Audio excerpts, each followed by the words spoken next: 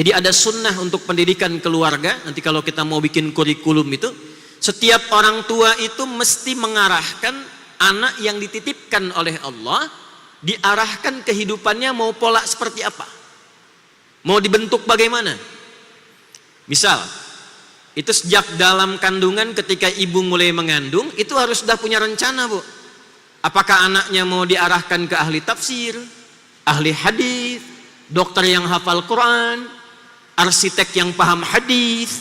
Kalau arsitek sudah banyak, tapi arsitek yang paham hadis itu berapa banyak? Dokter sudah banyak, dokter yang paham fikih, paham Quran itu berapa banyak?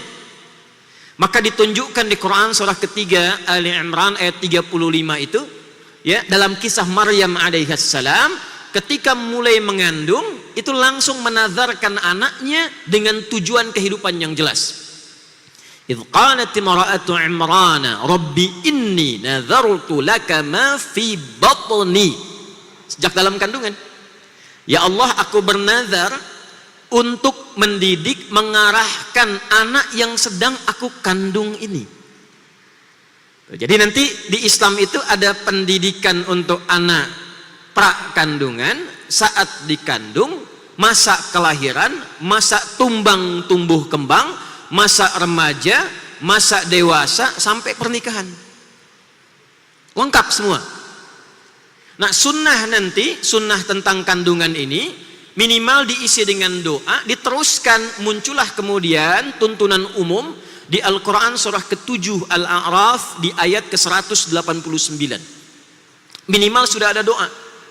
Falamma taghasyaha hamalat hamlan khafifa famarrat bih falamma afqalat da'awa Allah rabbahuma la in ataitana salihan lanakunanna minasyakirin. Minimal dalam kandungan itu kita sudah arahkan dengan doa. Ya Allah, mohon minimal jadikan anak saya anak yang soleh. Tidak cukup dengan bapaknya namanya Pak Solihin. Ya, kalau tidak diisi dengan doa dan arahan, belum tentu anak ikut bapak. Karena Nuh pun alaihi salam soleh, tapi karena anaknya tak ikut arahan bapak, maka disebut oleh Quran innahu laisa min ahlik. Balik kembali. Jadi ketika dididik, disiapkan, diterima oleh Allah pendidikan itu, lalu dibimbing oleh Allah untuk mendapatkan kemudahan dalam berkehidupan. Jadi jangan dikira kalau bapak ibu menyiapkan anak dari sejak kandungan supaya dia dekat dengan Allah, itu dibiarkan begitu saja. Tidak. Kalau ikhtiar kita diterima, ibunya rajin tahajud, bapaknya cari yang halal, rezeki itu sudah diatur, kita hanya diperintah untuk berikhtiar. Anda mau di ladang, mau di kebun, mau buka toko, mau yang di kantor, itu namanya saja, perintahnya jelas, kulu min thayyibati ma razaqnakum. Kalau kita mau kerjakan, kata kerjanya kulu fi'il amr, perintah kerja, yang penting kerja. Kalau kita mau bergerak, rezeki diturunkan. Namanya boleh berbeda, tapi aturannya sama. Ketika kita menuntut rezeki kepada Allah, mengikuti perintah Allah dengan berikhtiar, maka rezeki dicurahkan. Bapak cari yang benar, cari yang halal, ibu tingkatkan ibadah, diterima oleh Allah. Perhatikan jawabannya. Ali Imran ayat 37-nya. Fataqabbalaha rabbuha biqabulin hasanin wa ambataha nabatan hasana. Fataqabbalaha, maka ikhtiar orang tua yang ingin mendekatkan anaknya dengan Allah, dari sejak kandungan rajin baca Al-Quran, rajin tahajud, ayahnya cari nafkah yang halal, yang dimakan halal, dengan niat supaya anak itu diridhoi oleh Allah. Maka diterima ikhtiar orang tua itu oleh Allah. Wa ambataha nabatan hasana. Anda tidak akan capek merawatnya, karena Allah langsung yang mengatakan, saya yang menjaga pertumbuhan anak itu dan mengirimkan rezeki untuknya. Jadi kalau sudah begitu, dititipkan pada siapapun, Allah rawat.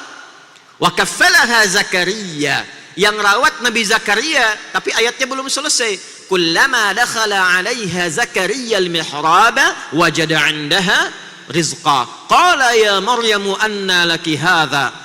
Perhatikan kalimat yang keluar di lisannya. Qalat huwa min 'indillah.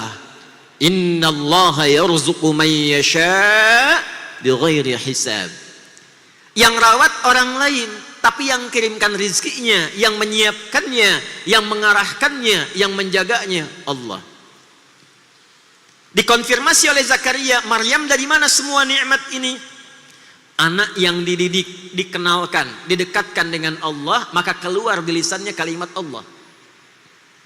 Saya pernah lihat video lawas, ada anak kecil kurang lebih 2-3 tahun akan disuntik karena takut jarum, lalu dia protes. Yang keluar di lisannya, astagfirullah, astagfirullah, ya Allah. Kenapa? Karena yang sering diperdengarkan Allah, kalimat thayyibah, subhanallah, astagfirullah. Ketika kalimat Allah dilekatkan di telinganya sampai ke hatinya, menembus arasy, Allah yang rawat anak itu. Kami pernah diminta oleh Duta Besar Saudi untuk menjadi Amirul Hajj tahun 2018. Pimpin satu pesawat kurang lebih 350 orang. Saya tidak tahu siapa yang akan dibawa. Ketika sampai pertemuan hendak naik pesawat, saya baru tahu kurang lebih setengah dari semua penumpang pesawat itu adalah ahli Al-Quran. Yang hafal Quran anak-anak, usia ada yang 4 tahun, yang 5 tahun, yang 7 tahun. Yang hafal Quran anaknya, yang ikut haji ibunya, gurunya, musyrifnya, temannya, kerabatnya. Satu orang didekatkan kepada Allah, maka auranya menyebar kepada orang-orang yang ada di lingkungan sekitarannya. Itulah dahsyatnya kalau kita menyiapkan pendidikan sejak dini. Yang keluar Allah. Kalau bapak dekatkan dengan tayo, yang keluar tayo. Tayo, dia. Kalau didekatkan dengan robokar, ya keluarnya robot-robotan. Robokar volley, robokar apalagi itu, embers. Ya? Yang keluarnya mainan. Anda dekatkan dengan Allah, yang keluar nilai-nilai kemuliaan. Itulah sunnah yang berlaku dalam Al-Quran. Diterapkanlah oleh Abbas bin Abdul Muttalib radhiyallahu ta'ala anhu. Ketika masuk Islam, maka Islam merubah visi keluarganya untuk memberikan arah dalam berkehidupan. Maka disiapkanlah si bungsu untuk menjadi ulama ke depan.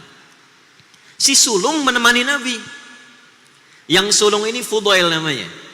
Nanti Fudail ini beliau jadi asisten rumah tangganya Nabi dan orang yang nanti membawakan nampan wuduknya Nabi sebelum wafat di pangkuan Sayyidah Aisyah radhiyallahu taala anha. Kita akan kalau baca ibu di Aisyah ya, Nabi meninggalkan di pangkuan Sayyidah Aisyah. Masih ingat kan beliau wudhu dulu kan? Yang bawa nampan wudhunya siapa?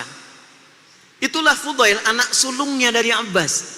Jadi jelas Pak, anak pertama ini, anak kedua ini, yang bungsu ini. Kalau kita arahkan demikian, hidup rumah tangga itu lebih jelas dan terarah. Besok-besok anak pertama ibu ahli tafsir, kedua ahli hadis, ketiga ahli fikih, keempat usul fikih. Ketika ada persoalan, kakak, apa ayatnya? Quran surat sekian, ayat sekian, posisi kanan pojok ini. Apa hadisnya? Hadisnya di kitab ini, nomor sekian, yang ini tentang topiknya ini. Apa fikihnya? Begini tinjauan fikihnya, usul fikihnya, begini dasarnya. Selesai Bu, nggak perlu ikut pengajian Ustadz Adi, selesai di rumah tuh.